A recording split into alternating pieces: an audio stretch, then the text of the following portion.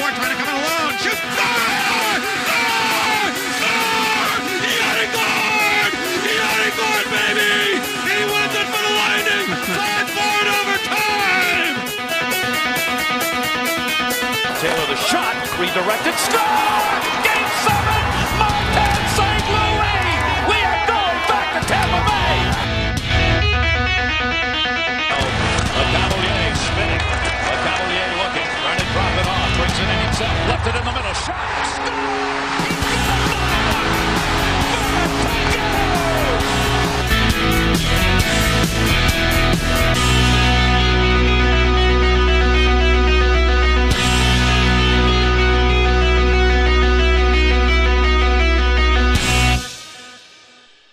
What's going on, guys? Jake and I are here for another episode of Thunderstruck. Jake, we have a lot to talk about as always. First things first is my boy Yanni Gord getting an extension. Yanni Gord is by far one of my favorite players on the team. And the way he plays is just so gritty and, in your face. And he gets those nice goals right in front of the net and stuff like that. So, he's a great player. I'm so happy he got an extension. I think that extension is going to work out great for the Bolts. I know some people weren't too happy about it, but I think over these last few games especially, he's proven that he's worth every penny. Absolutely. And like you say, Yanni Gord's been playing really well this season, and he's not really slowing down. I mean, I know you have him in your fantasy team. How's he working out for you? He's working out great for me. Yeah. He's got me points every game, which is always really nice. But yeah, I'm happy about that. I know, and I think the money was pretty decent too for a guy like him. Yes, this is only his second year, but when you got a guy producing like that, you always want to lock up these guys long term, which is why I'm happy that they did that. Yeah, absolutely. And we've been playing pretty well lately, although we haven't really played a full 60. What's going on, Jake? I honestly don't know. You're not going to be able to dominate every game, but we definitely need. It's usually the first period that we've struggled with. It seems as we'll have a bad start, but the good news is they are getting things fixed and making adjustments and getting back into it. But it's something you definitely want to see them fix in the future. But like I said, stuff like that's going to happen. You're just not going to be able to have that perfect game that you want out of your team every single night. Yeah. Although talking about the success is, like I said, talking about success though, Ryan McDonough has been really successful lately. He's been unbelievable. Yeah, and I know you've been really high on him, especially as of late. What do you think he's doing right out there? Well, he's jumping on players, jumping on pucks really quick. It's just his defensive plays he's made recently. You haven't seen him on his score sheet that much, so to speak. But, when you watch him, he's always getting down, make sure he's blocking as much of the pass as he possibly can. And he's using his stick very well. He's poking pucks away from players, making steals when in big situations. I mean, he's just played fantastically, and I think that's a big part of him finally learning how this Lightning team operates. Because he came over from the Rangers, and anytime you have a change like that, that's a big change for a guy like him who's played with the Rangers for so long. I think it's showing now. He's been fantastic though. The way he plays defensively is just stellar. Yeah, it's been really big too with Hedman's absence. Yeah, and like you say, the way he steals the puck. I mean, what better game could you have other than that OT win the other night? And really, the reason why we won that game is because of the steal by Ryan McDonough. No, absolutely, that was a huge steal. That saved the game right there, and a very exciting one to watch, for sure. So yeah, he doesn't give up on the play too, which is really great to see.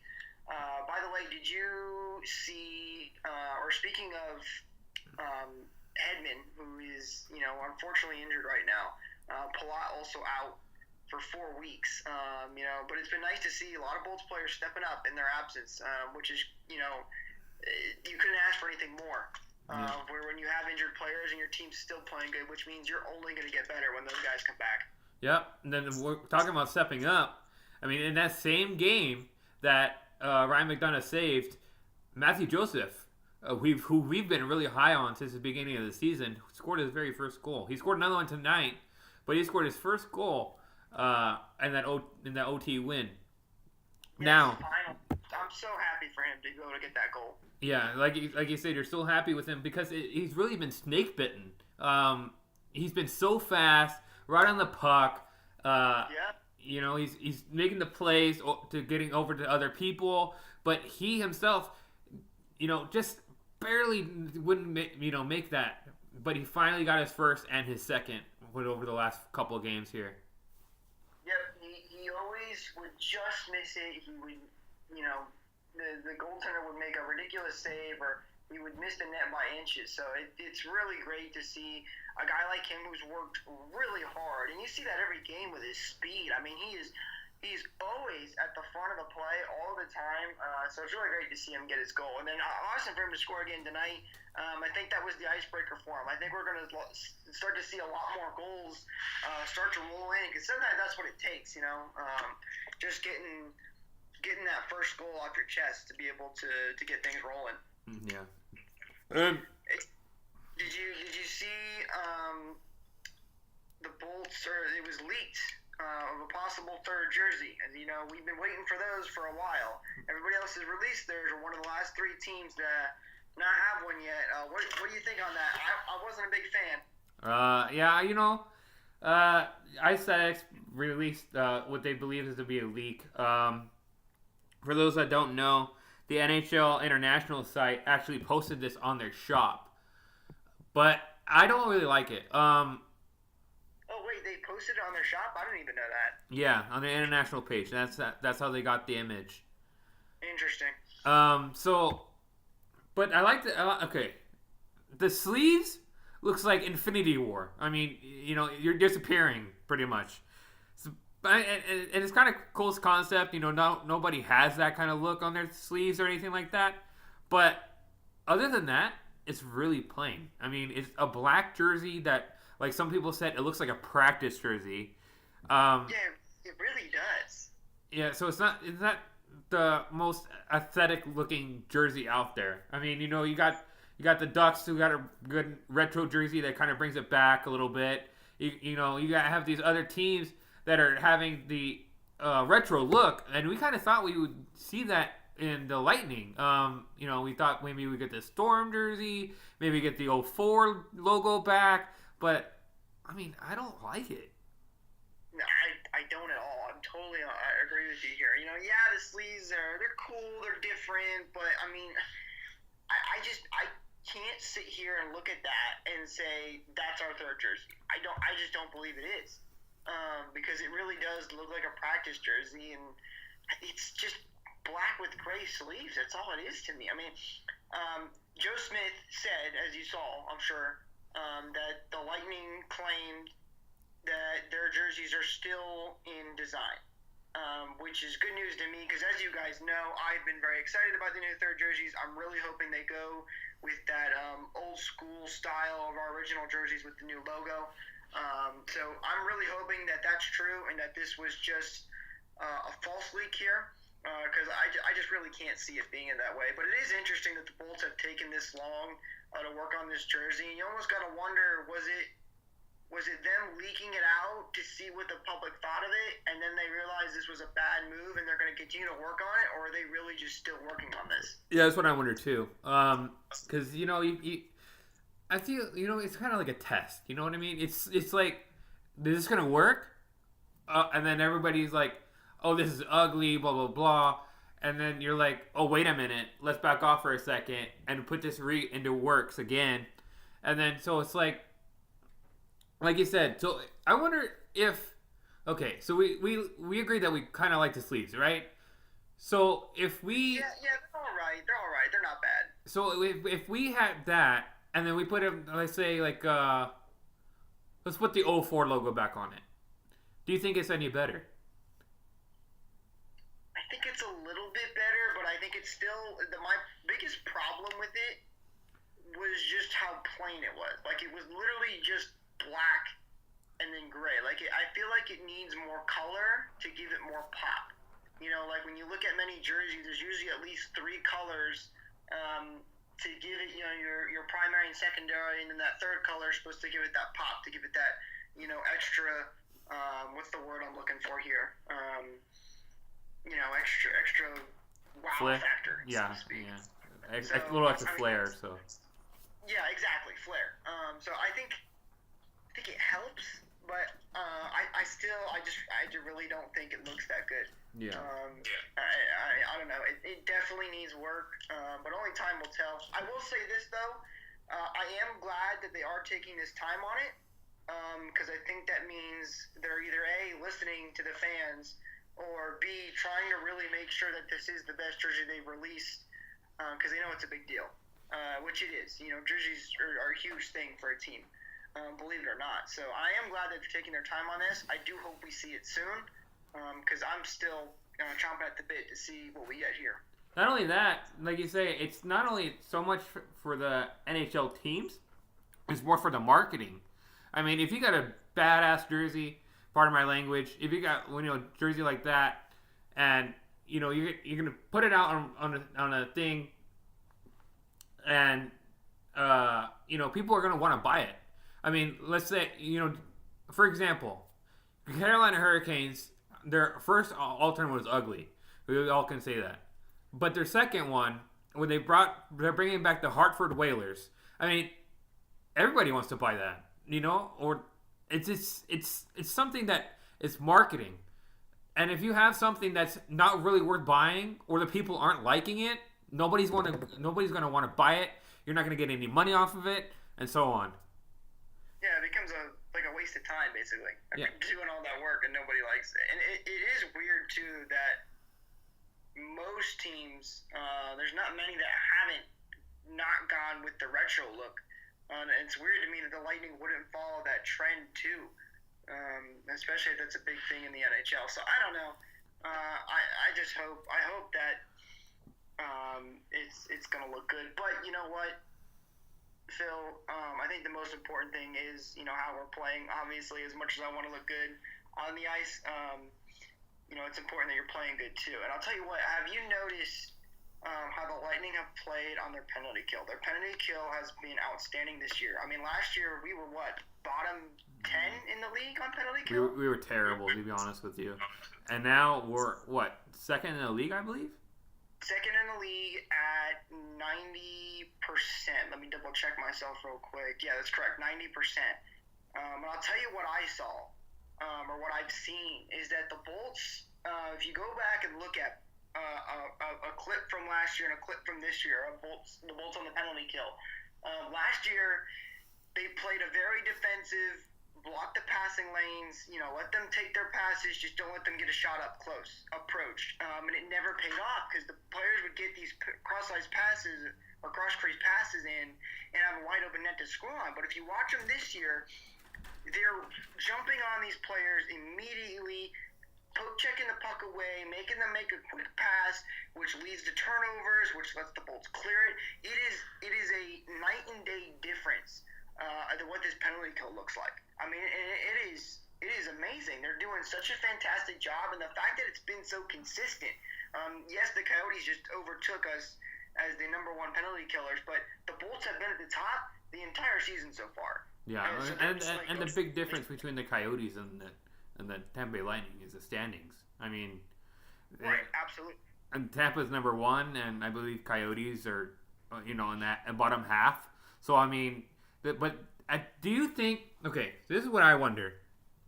Do you think it's more the players actually coming together and the chemistry, or do you think it's the coaching changes?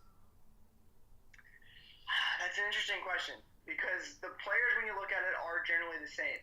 And we had the coaching changes. I think it's a little bit of both, to be honest with you. I'm going to say this.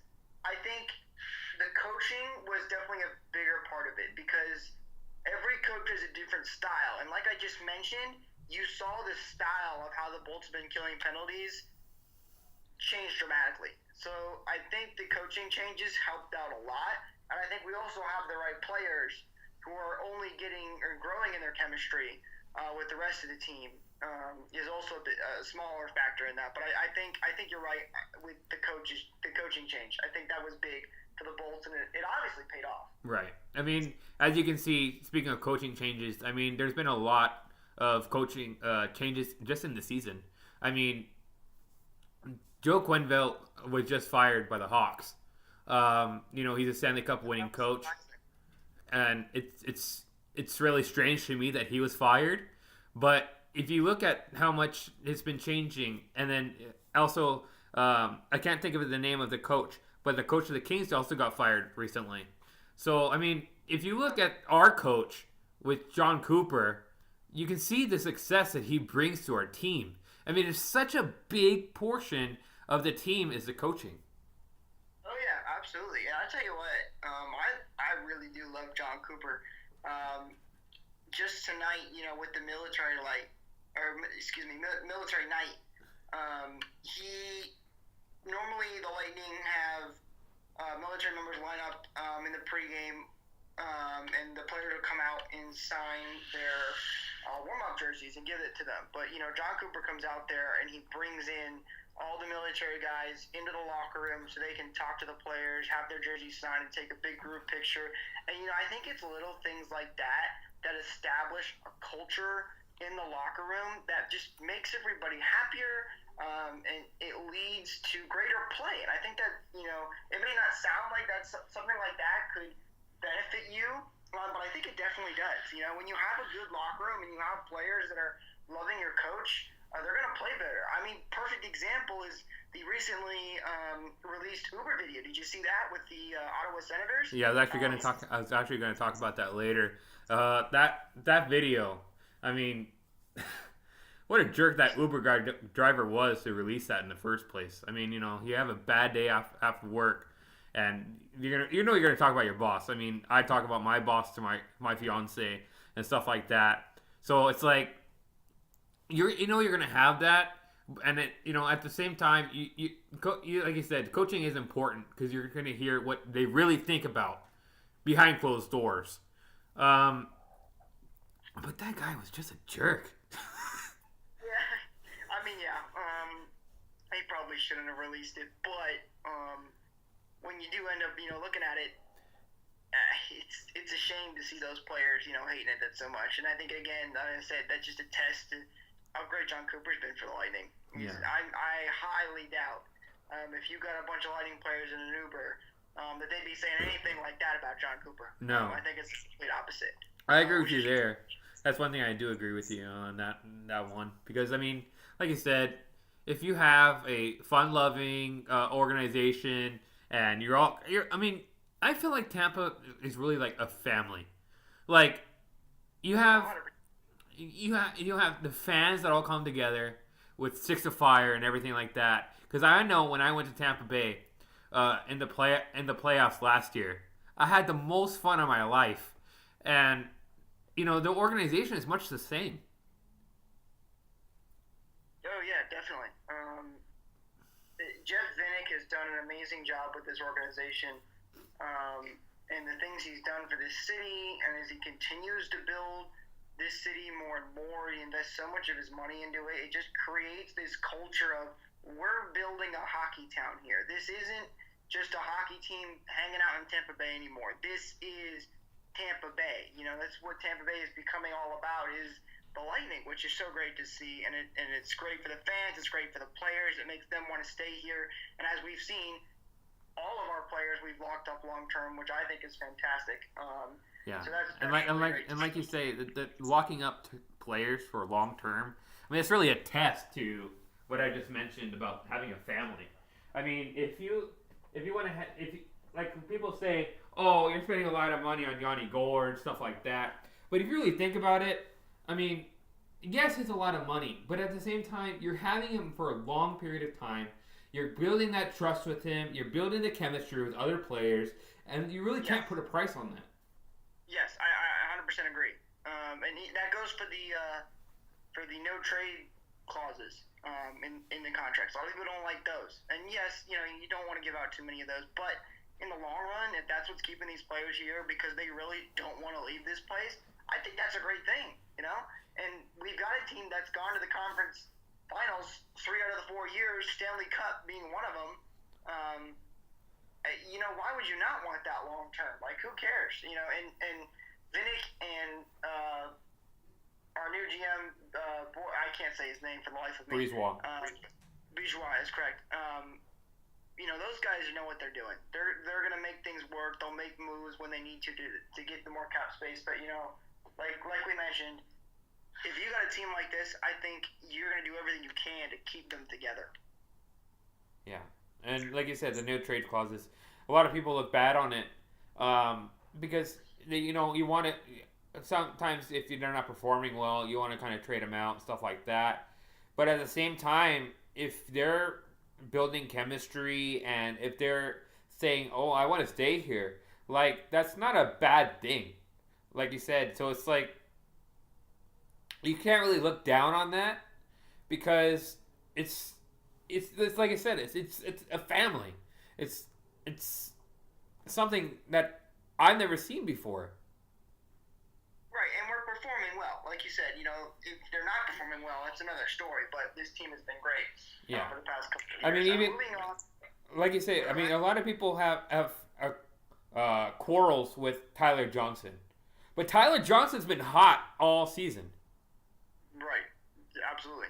He was great tonight too. He scored a big goal tonight for us. Yeah. So I mean, it's like, and he's one of the people with a no trade clause. So I mean, what I'm trying to say here is you're going to have bad seasons. Every player's going to have bad season. But when they turn it on, they turn it on. You know what I mean? It's night and day. I mean, you have Alex Killorn, okay? A lot of people are hard on Alex Killorn. And Alex Killorn is getting paid a lot of money. We can all agree to that. But at the same time, when he's hot, he's hot. I mean, he can easily be a 30, 40-point guy. 100%. Yeah, I agree with you completely. Did you happen to see the whole debacle with Matthew Joseph and Lucic? Yeah, I saw that. And honestly, there's no better term for this, but Lucic is a piece of crap for doing that. I mean, he literally hunted Matthew Joseph after that hit. I mean, yes, it was a bad hit from Matthew Joseph in the first place, and Lucic wanted to teach him a lesson, but you really had to hunt a guy for that? Yeah, he came right off the bench, hit him in the skate, kept going after him, nowhere near the play, keep in mind. Just to knock this guy over, then stand over top of him and give him a face wash? Yeah. And I had discussions about this on Twitter with some other NHL fans, and they were accusing me of being the people that don't like hitting and, should go watch golf instead. Yeah. But you know what? My whole thing is, yes, I'm all for Lucic knocking Joseph down and being like, don't hit my players. That's a part of hockey. That's what I say. I mean, you can hit him. You hit him as hard as you want to, but at the same time, you gotta be smart about it. You can't be hunting him. You can't do that. Absolutely. And then standing over top of him and just sticking your fist in his face. I mean, come on, like that's just not necessary. Knock the guy over. Tell him don't do it again, and walk off. Yeah. Why is there need for more after that? And again, I'm all for fighting. I love it. I love that it's a part of hockey. It's what makes hockey hockey. Right. But there's also a point where it's just going too far. It's not worth it. It really isn't. That was a point. And obviously, Matthew Joseph is a lot smaller than Lucic as well. So I mean, you're gonna teach him a lesson anyways with the hit. Right, and it wasn't like there was an injury on the play either. It wasn't that dirty of a hit. I remember an incident back a while ago when Vinny was still playing for the Lightning. If you remember Misanov, who played for the Rangers, after he scored in the Lightning, he did a celebration where he took his stick, turned it into basically a gun, and shot at our netminder. Bishop, I believe, was in at the time.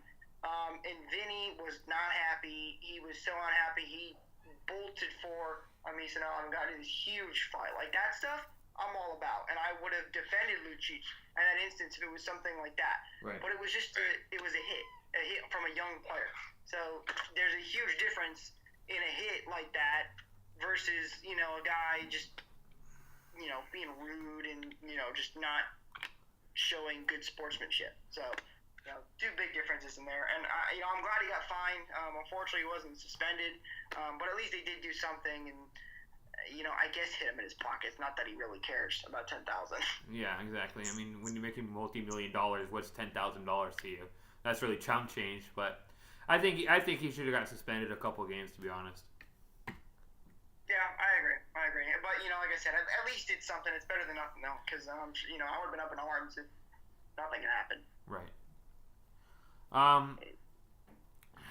And the other thing I want to talk about, because we haven't talked about it yet, is our power play. Our power play has been struggling. There's no ifs, ands, or buts about it. It's like we can't score a power play goal. I don't know what's happening. Yeah, I mean it's. I don't think you can say that it's struggling because we are 12th in the league. We were in the top 10 just a couple of days ago. We're starting to fall off a little bit. We're definitely not doing as well as we were, but we're still doing okay with it. And I think that's a lot of. We kind of noticed Kucherov this year has been passing a little more than he did last year. So you think he's becoming more of a playmaker than a sniper? Yes, but if you also remember last year, Kucherov had this little streak where he kept passing the puck, but eventually he started shooting it more, and he scored more goals than ever. So I think this is more of a phase. I think he'll start to come around to shooting again. Because it's like you mentioned, okay, the assist thing. Steven Stamkos, as we all know, was a goal scorer. Now he's a playmaker. I mean, he is the one that assists mainly all of Kucherov's goals. Do you think that's happened to Kucherov, or do you still think that he's going to be that goal scorer? No, I think you hit it on the nose there. Right. Steven Stamkos was a goal scorer, and he's become more of a playmaker recently with all the newfound talent on the Lightning. But Stamkos recently has been the guy scoring all the goals. He's really heated up lately. So I think you kind of see that with both Stamkos and Kucherov, where they'll have these moments where they're kind of a playmaker more, and they're thinking pass. But I think Kucherov will come back around eventually at some point and start shooting more, because he still makes some great plays on just being on the ice. We saw it tonight against the Islanders. He wanted to do a fake slap shot and give it right to Johnson, and it totally fooled everybody on the Islanders. So I think the reason that we're struggling on the power play is more because the shots we're taking aren't quality shots. Sometimes quality is better than quantity, correct. So I think it's hard to pinpoint an exact thing for this power play because it had its moments. It was doing pretty good for a while there, and it definitely dropped off a little bit, but I think they'll get it back up the track. Okay. Like you say, I lost my train of thought. Nikita Kucherov, though, like you said, that pass set up Johnson within a minute. Like, there's a little over a minute to go into the game. And yes, Tyler Johnson put it home, but really, that was an empty net almost. That play is crazy. You saw Pavel Datsyuk back in the early 2000s and the 90s, and basically, Nikita Kucherov is almost like a Pavel Datsyuk. He really is. Just the way he can use his hands to maneuver the puck and draw players towards him, it's amazing. It really is. And if you go back and watch that play again, too, you see multiple Islanders players get on their knees trying to block that shot because they thought for sure Kucherov was going to shoot that puck. But he put it right to Johnson, who was able to tap it home, like you said, basically an empty net. So I'm not worried about Kucherov. I'm not overly concerned about our power play right now. I think it needs to be addressed, but it's definitely not the end of the world. I think we've got bigger problems, like waiting for Palat to come back right now. Yeah. And speaking of Palat, you said he's out 3 to 4 weeks with an injury right now? They're saying about 4 weeks right now. Okay. And Palat is a big piece to our lineup as well. Right now, basically, Adam Ernie is taking a spot. And Adam Ernie is a great player.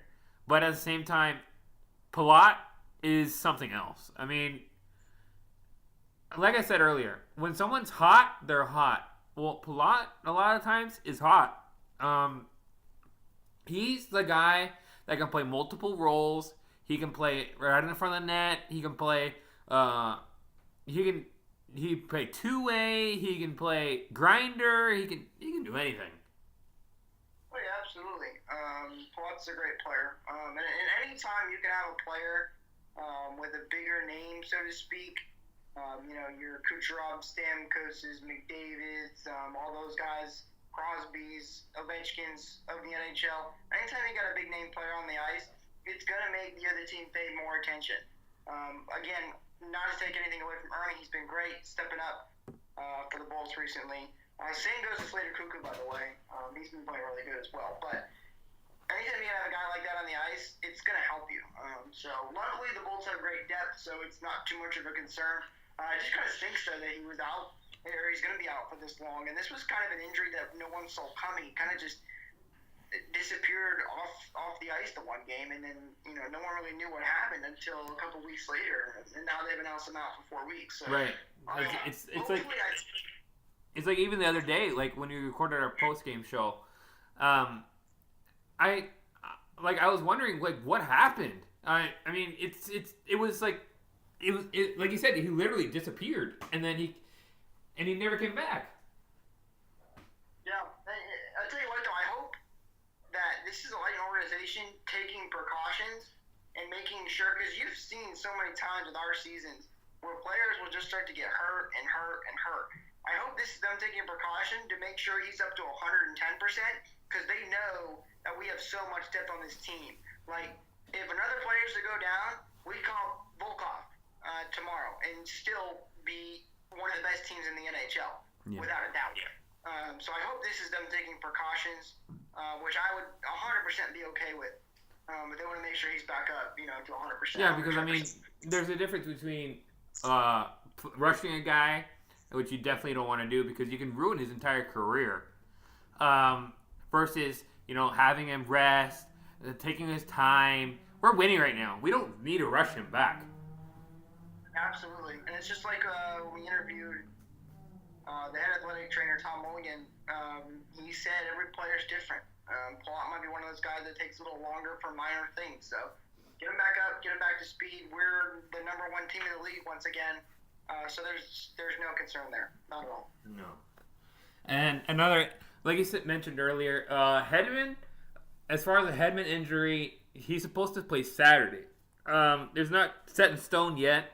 But, he did travel with the team when they went to the Canadian trip. And he did not play. But he's wearing a non-contact, he's wearing a contact jersey, regular jersey in practice. So, you've got to think he's got to be ready soon. Yeah, I definitely think he's going to come back soon. This is another injury that we really don't know what the injury was. We thought maybe it was a concussion. It could be a neck injury. Because he did hit his neck a little funny, so we're not 100% sure what that injury was. I don't know if you or what did you think it was? We all saw the hit by Ryan Reeves. We mentioned the hit, and we said that it was a clean hit but a bad landing. Correct. So I think, in my opinion, it must be a neck injury, which is why it's taking a little longer.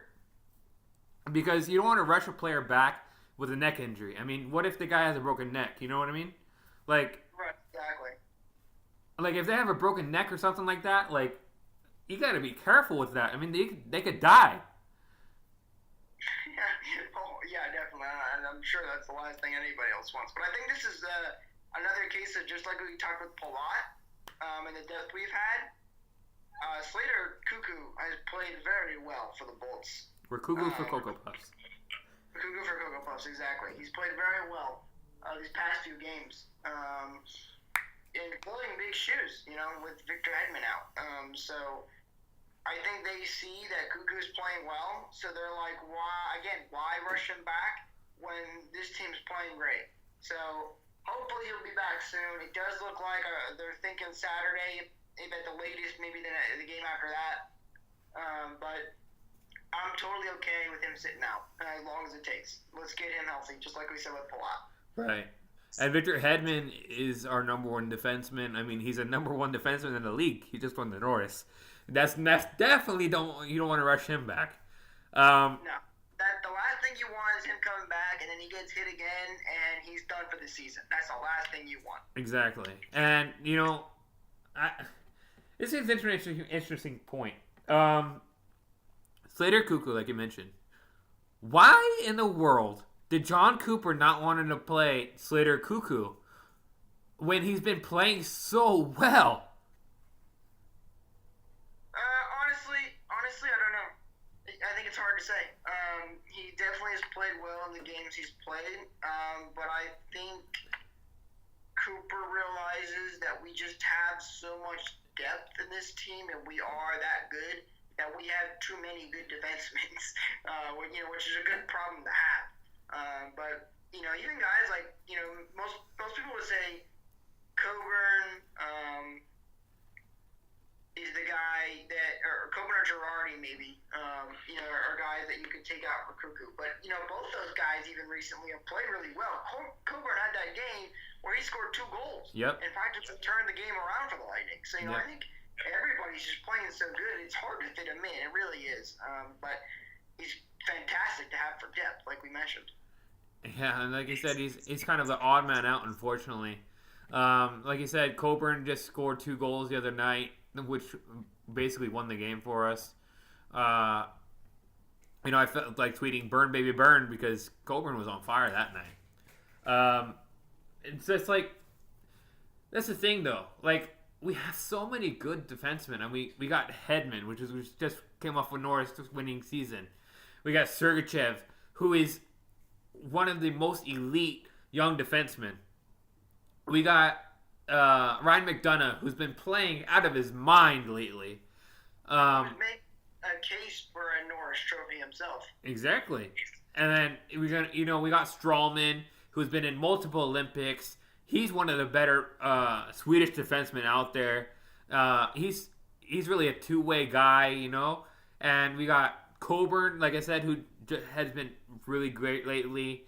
Girardi, who's a defensive-minded defenseman now. But, I mean, he's been playing really well also. And then, unfortunately, you have Cuckoo that's out of the lineup because he has too many people. And then we have another 2 people. We have Cernak and Cal Foote. Yeah, who hasn't even played in the NHL yet, which I'm so excited to see. And don't get me wrong here.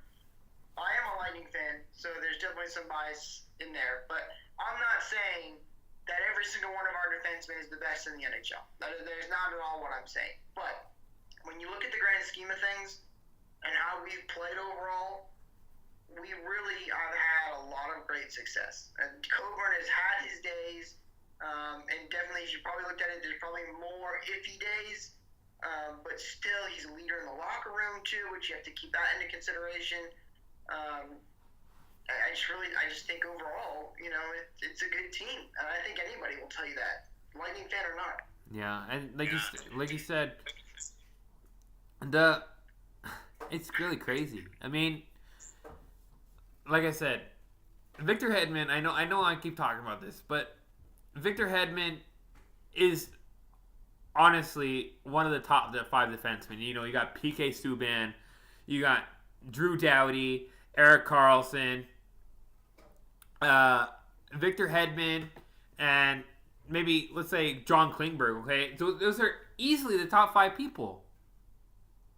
And we're lucky enough to have him on our team. I mean, and he's one of the nicest guys, too, off the ice. A lot of these guys are just fantastic off the ice. And you don't get to see that as much sometimes.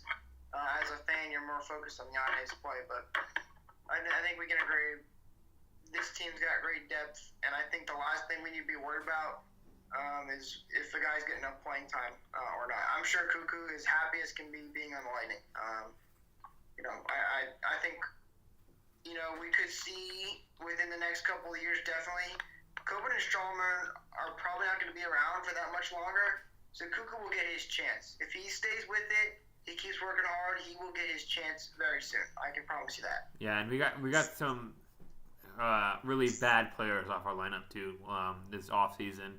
I mean, we got Dotchin, who wasn't doing what he was supposed to be doing, and Andre Schuster, who was just a mess. And so now our defensive pairings and our defensive core is right where it should be, almost perfect. And then Absolutely. And then our forward depth.